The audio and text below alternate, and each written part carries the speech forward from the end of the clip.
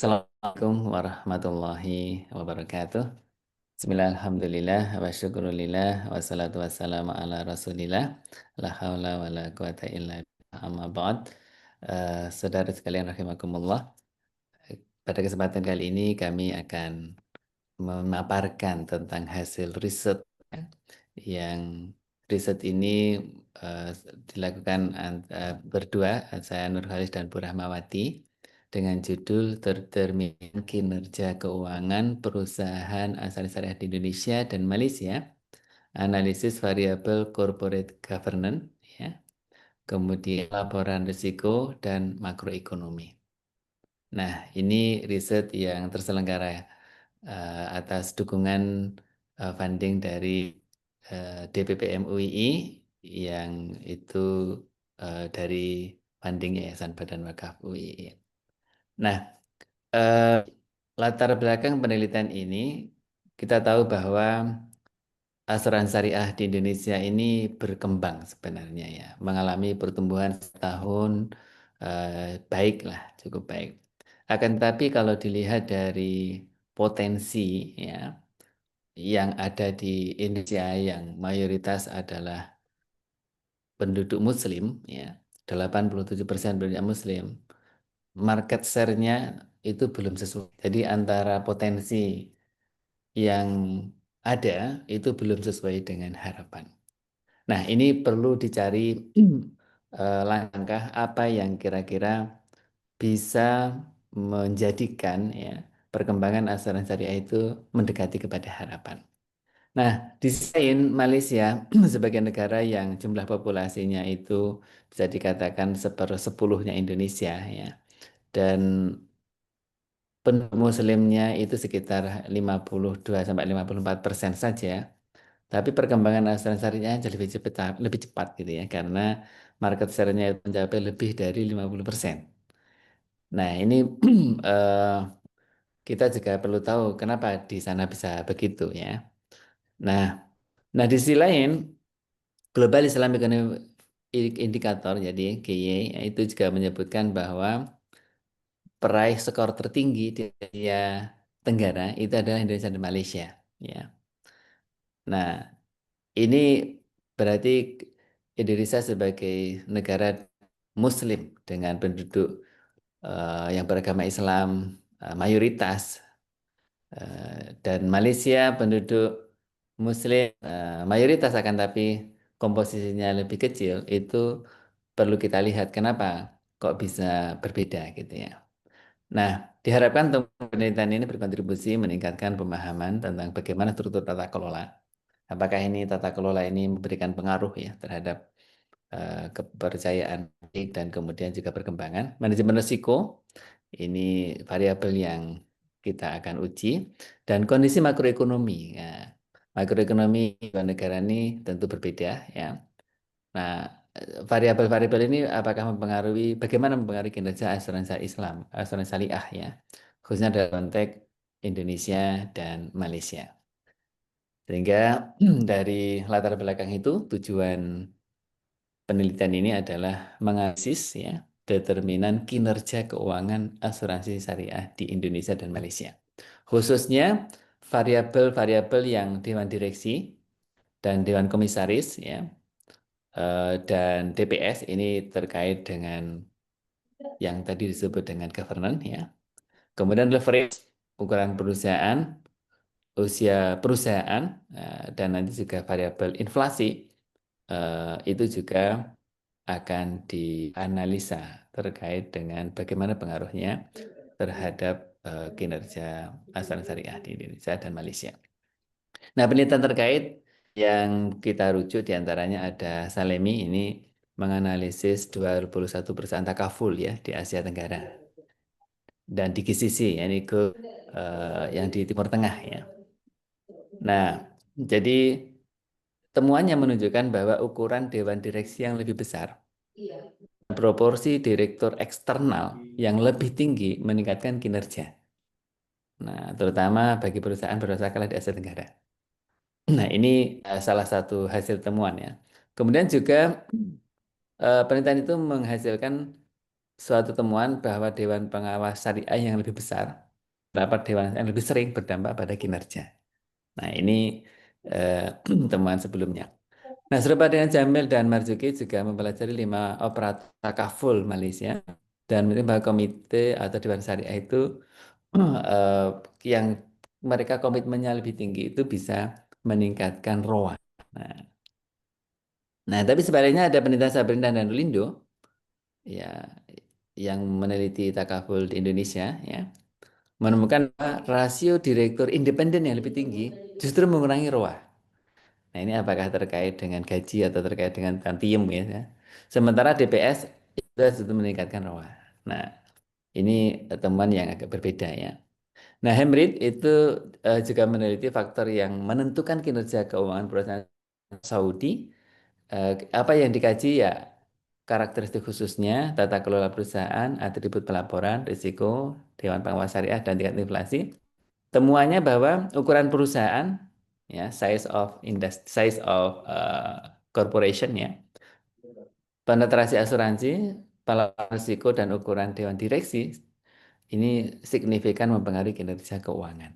Nah, sementara dewan syariah, tingkat inflasi, intensitas modal secara agregat itu memiliki dampak positif ya terhadap kinerja keuangan takaful di variabel variabel yang kita teliti ya eh, variabel tentang kinerja keuangan ada 3 opsi, ada net premium return ya NPV, kemudian expense ratio dan juga profit margin. Ya.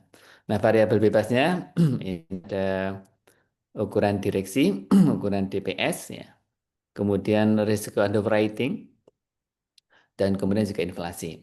Nah, dan untuk variabel bebas sebagai variabel kontrolnya ada leverage, ukuran perusahaan, dan juga usia perusahaan. Nah, selanjutnya akan dilanjutkan oleh Bu Rahmawati. Silakan Bu Rahmawati. Baik, terima kasih Bapak. Selanjutnya terkait metode penelitian, langkah analisis dari penelitian ini adalah yang pertama, statistik deskriptif. Jadi setiap variabel kita lihat nilai-nilai mean, kemudian standar deviasi, nilai yang mencerminkan normalitas datanya, sehingga nanti bisa dicek apakah data ini akan dianalisis dalam tingkat level ataukah akan dibuat transformasi logaritma saat menganalisis regresi. Nah, setelah deskriptif, kemudian yang kedua adalah melakukan estimasi regresi data panel. Jadi di sini ada 2 negara, Indonesia dan Malaysia, tetapi keduanya diperlakukan tidak secara terpisah, namun bersama-sama karena kita ingin melihat keragaman dari 2 industri yang berbeda karakteristiknya. Ini salah satu kontribusi dari penelitian ini bahwa dari 2 negara ini dengan perbedaan karakteristiknya tetapi dijadikan satu dalam pool regression data panel. Dan seperti biasa, maka di sini akan dilakukan uji Chow, Hausman, dan juga LM untuk membandingkan apakah setiap model ini akan dilakukan uji fixed effect, random effect, ataupun common effect. Nah, setelah didapatkan model dari setiap, jadi kita kan memiliki 3 variabel dependen ya. Nah, setiap variabel dependen itu dilakukan analisis uji Cohos multiplier, kemudian didapatkan satu model terbaik, lalu dilakukan uji normalitas, uji autokorelasi, multivarialitas, homogeneous, dan juga uji cross-sectional dependence.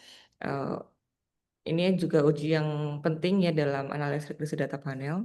Kemudian setelah melakukan uji asumsi, jika nanti terdapat model yang tidak memenuhi asumsi autokorelasi ataupun yang lainnya, maka akan dilakukan estimasi regresi yang menggunakan merubah standar error, sehingga bisa mengatasi efek dari ketidaknormal ataupun ketidak terpenuhinya uji asumsi dari selain normalitas ataupun autokorelasi. Nah, kemudian persamaan regresi dari penelitian ini adalah sebagai berikut. Yang pertama dengan variabel dandannya adalah net premium return. Kemudian yang kedua, di sini ER ini dijadikan logaritma karena berdasarkan statistik deskriptifnya dia memiliki distribusi data yang terlalu apa namanya ya tidak normal begitu. Jadi dengan di logaritma maka diharapkan dan terbukti dari deskriptifnya dia menjadi lebih normal. Dan juga variabel ketiga yaitu profit margin ini juga dibuat transaksi logaritma. Nah, di sini terlihat ada beberapa variabel inti. Variabel X-nya ada board size, ini adalah ukuran dewan direksi. Kemudian yang kedua, SSB ini adalah Syariah Supervisory Board atau Dewan Pengawas Syariah. Yang ketiga adalah logaritma dari underwriting risk dibuat log karena dia datanya terlalu tidak normal. Lalu inflasi dan yang terakhir adalah ini adalah jumlah dari CTL ini merupakan variabel kontrol yang terdiri atas tiga variabel yaitu variabel leverage, kemudian usia perusahaan dan juga ukuran perusahaan. Hasil dari pilihan model dengan uji Chow, Hausman, dan juga LM didapatkan untuk variabel pertama yaitu NPW. Ini model terbaik adalah Raman effect. Kemudian model yang kedua yaitu ER ini adalah RE atau random effect dan yang terakhir profit margin ini didapatkan yang terbaik adalah effect. Kemudian dilakukan uji asumsi. Nah, yang bintang ini menunjukkan dia tidak terpenuhi. Jadi untuk yang misalnya variabel yang NPW yaitu Y1 ini tidak memenuhi asumsi homoskedastisitas. Kemudian untuk model yang kedua tidak memenuhi asumsi homoskedastisitas dan juga asumsi autokorelasinya. Dan yang variabel yang ketiga atau model yang ketiga ini memenuhi semua asumsi. Maka untuk model yang pertama dan yang kedua kita menggunakan robust standar error pada estimasi regresinya sehingga bisa mengatasi pelanggaran asumsi ini. Berikut adalah deskriptif analisis tadi yang memperlihatkan bahwa untuk variabel NPW, ER, dan PM ini yang perlu dilakukan logaritma adalah hanya ER dan PM. Karena di sini terlihat nilai skewness dan juga kurtosisnya cukup tinggi, menjauhi 0 begitu ya. Dan juga URR, ini kurtosisnya sangat tinggi. Dan setelah dibuat logaritma, maka dia nilainya semakin mengecil. Yang adalah hasil regresinya bahwa untuk kebaikan model ataupun kepasan model, maka dari model 1, model 2 dan model 3 ini yang paling pas begitu untuk variabel-variabel X-nya ini, yang paling mengepas variabel Y-nya adalah model yang pertama dengan R-square-nya sebesar 88,12%. Untuk proksi yang lain, yang model kedua ini paling rendah ya 18%, sedangkan untuk model yang ketiga cukup bagus itu 61%. Nah, untuk variabel yang em, paling signifikan di ketiga model adalah variabel Syariah Supervisory Board atau DPS. Ini signifikan di kedua model yaitu model 1 dan juga model ketiga. Dan yang variabel lainnya ini hanya signifikan di salah satu model, misalnya inflasi. Ini hanya signifikan di model yang pertama, kemudian leverage ini signifikan di model yang kedua, dan untuk perusahaan serta usia perusahaan ini signifikan di model yang pertama. Dan untuk age ini juga signifikan di model yang ketiga. Pembahasan terkait tata kelola perusahaan yaitu ada variabel DPS dan juga variabel ukuran dewan direksi. Hasil penelitian menunjukkan bahwa ukuran dewan direksi tidak signifikan pada ketiga model dan koefisiennya negatif untuk NPW, positif untuk ER dan PM. Sedangkan untuk ukuran PS maka ini signifikan pada kedua model. Nah, penelitian ini menunjukkan bahwa sekedar menambah jumlah anggota dewan direksi maka tidak menjamin aktivitas tata kelola karena semakin tinggi anggota dewan direksi ternyata tidak berhubungan signifikan dengan ketiga model. Sedangkan ukuran dewan syariah ini semakin besar dapat memberikan pengawasan syariah yang lebih kuat, kepercayaan pasar yang lebih tinggi dan meningkatkan reputasi perusahaan sehingga diharapkan bisa meningkatkan kinerja perusahaan. terkait URR atau underwriting risk ini tidak signifikan pada ketiga ternyata. Dan tandanya positif pada NPW, negatif pada ER dan EM.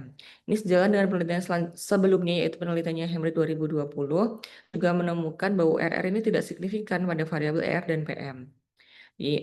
Penelitian tersebut meneliti perusahaan takaful di Saudi Arabia ini berbeda negara. Kemudian koefisien ER dan PM yang negatif dapat diartikan sebagai bahwa nilai URR yang tinggi ini berkaitan dengan rendahnya efisiensi dan juga stabilitas perusahaan takaful. Ini menunjukkan bahwa perusahaan dengan resiko underwriting yang lebih tinggi ini mampu menarik lebih banyak premi. Ini sesuai dengan penelitian tersebut. Kemudian terkait variabel makroekonomi yang digunakan dalam penelitian ini ada satu yaitu variabel inflasi. Ini hasilkan bahwa inflasi signifikan pada satu model yaitu di NPW. Sedangkan untuk variabel yang kedua dan ketiga yaitu variabel rasio biaya dan juga margin keuntungannya tidak signifikan. Nah, semakin meningkat inflasi, maka perusahaan asuransi syariah ini justru memiliki NPW yang juga meningkat. Ketika inflasi tinggi, biaya operasional juga menurun. Dan ini sesuai dengan penelitian oleh Kantakji et al. 2020 yang menunjukkan bahwa hasilnya relevan dengan temuan penelitian ini. Kemudian terkait variabel kontrol ada tiga, leverage, ukuran perusahaan, dan juga umur perusahaan. Leverage yaitu penggunaan utang dalam struktur modal perusahaan takaful ini hanya signifikan pada variabel dependen yang kedua yaitu expense yang ketiga yaitu expense ratio dan bernilai positif. Nah, menurut penelitian sebelumnya yang 2020, leverage tinggi dapat meningkatkan pendapatan perusahaan, tetapi juga meningkatkan resiko kebangkrutan jika kondisi besar tidak stabil. Kemudian terkait variabel ukuran perusahaan yang diproksi dengan aset, ini berhubungan dengan peningkatan net premium return. Begitu pula dengan umur perusahaan, ini menunjukkan bahwa semakin lama perusahaan itu berdiri, maka NPW juga semakin besar. Kemudian untuk kesimpulan saya kembalikan ke Bapak Nurholis. Nah, baik. Terima kasih. Untuk kesimpulan, jadi kita akan sampai pada bagian kesimpulan dari penelitian ini bahwa penelitian menunjukkan tata kelola perusahaan dalam penelitian ini diukur dengan dua variabel tadi ya, yakni ada ukuran dewan direksi dan juga ukuran dewan pengawas syariah. Nah, hasil itu menunjukkan bahwa ukuran dewan direksi tidak signifikan pada ketiga model dan juga koefisiennya itu negatif ya untuk NPW dan positif untuk ER dan PM. Nah, untuk SSB, Syariah Supervisory Report itu signifikan pada NPW dan. Nah, kemudian yang kedua, risiko penjaminan emisi dalam ini tidak signifikan untuk ketiga proksi kinerja perusahaan takaful juga. Nah, dengan koefisien regresif untuk NPW dan negatif untuk yang terkait dengan ER dan PM, ini menunjukkan bahwa secara langsung ya koefisien NPV dan ini perusahaan dengan risiko penjaminan emisi yang lebih tinggi cenderung memiliki volume premi mutu yang lebih besar. Nah, resiko underwriting dalam hal ini ditemukan memiliki pengaruh yang signifikan terhadap premi bersih yang ditulis dan rasio biaya, tapi tampaknya tidak memiliki dampak yang signifikan terhadap margin keuntungan. Nah, yang terakhir, nah, variabel ekonomi makro yang digunakan adalah inflasi. Inflasi ini signifikan terhadap NPW, tapi tidak signifikan kepada IR dan PM. Ya. Tanda keputusan regresi pada NPW menunjukkan nilai positif, sedangkan untuk IR dan PM menunjukkan nilai negatif. Nah, itulah kesimpulan dalam penelitian yang kami lakukan. Dan terlaksananya penelitian kami menyampaikan terima kasih yang sebesar pada DPPM UII atas programnya dengan menyediakan berbagai skema penelitian. Salah satunya adalah hibah penelitian unggulan yang alhamdulillah kami naik dengan nomor kontrak 012 DIR DPPM 70 2024 ya penelitian unggulan YBW UII. Nah, ucapan terima kasih saya sampaikan kepada pimpinan Universitas Islam Indonesia terutama jajaran pimpinan di DPPM dan staf. Semoga semua kebaikan yang diberikan mendapatkan balasan yang lebih baik Allah SWT. Terima kasih. Demikian paparan dari berupa podcast untuk pendengar kami. Mudah-mudahan bermanfaat. Terima kasih. Sekiannya, mohon maaf bila kurangnya. Wassalamualaikum warahmatullahi wabarakatuh.